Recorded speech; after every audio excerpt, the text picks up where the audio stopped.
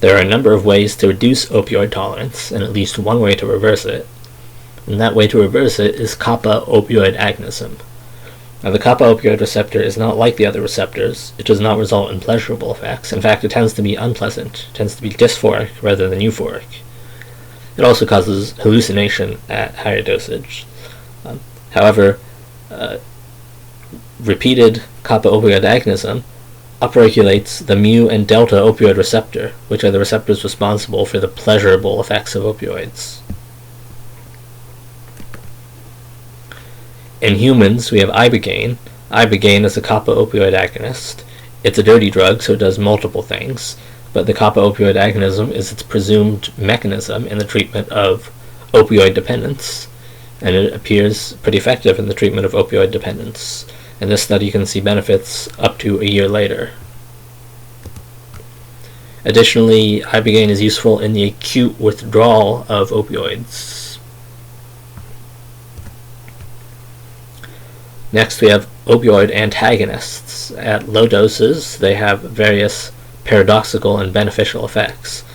In this study, they used very low dose naltrexone, which is considered anything between 0.1 and 1 milligram. In this study, they used 1/8 of a milligram and 1/4 milligram. This was in combination with methadone, and it attenuated the withdrawal symptoms at a p-value less than 0.01, which is what you want to see. A p-value of less than 0.05 is not sufficient because they're not that likely to replicate.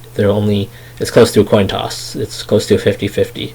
But with 0.01, it's very likely to replicate. So with 0.001 here in this study, that's almost certain to replicate. At least for these results, the attenuated withdrawal symptoms. However, with the reduced craving, you could see they did not meet that 0.01 threshold. They only met the 0.05 threshold. So you probably want to see a replication before trusting that result too highly. Opioid antagonists are active at a very wide dose range. They have various mechanisms. In this study, they used ultra low doses, which is considered anything less than 0.1 milligram.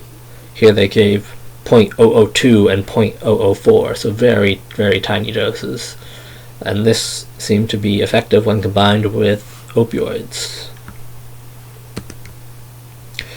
This study, they gave naloxone, which is similar to naltrexone. They gave various doses here. It seemed to be most effective at 2 milligrams, but it was also effective at 0.4 when combined with an opioid. Antioxidants may play a role in reducing opioid tolerance. I recall reading a rodent study where they found that, but I'm not able to find it again. Next, we have an honorable mention, L-type calcium channel blockers. They are able to not only prevent tolerance to the analgesia, but actually result in supersensitivity when combined with an opioid. They result in reverse tolerance to the analgesia. You get more sensitive over time.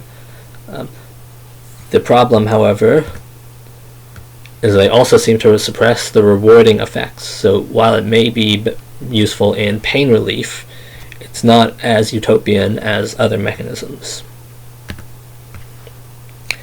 In humans, the results of calcium channel blockers are mixed.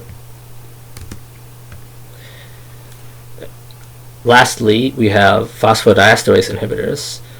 However, I recall reading this may share the same signaling pathway as the L-type calcium channel blockers, so it may just do the same as those.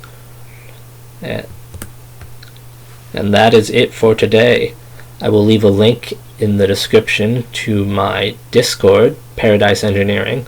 I'll try to be on there Sundays, and we can talk about stuff like this or any other interesting topic. And that is it for today.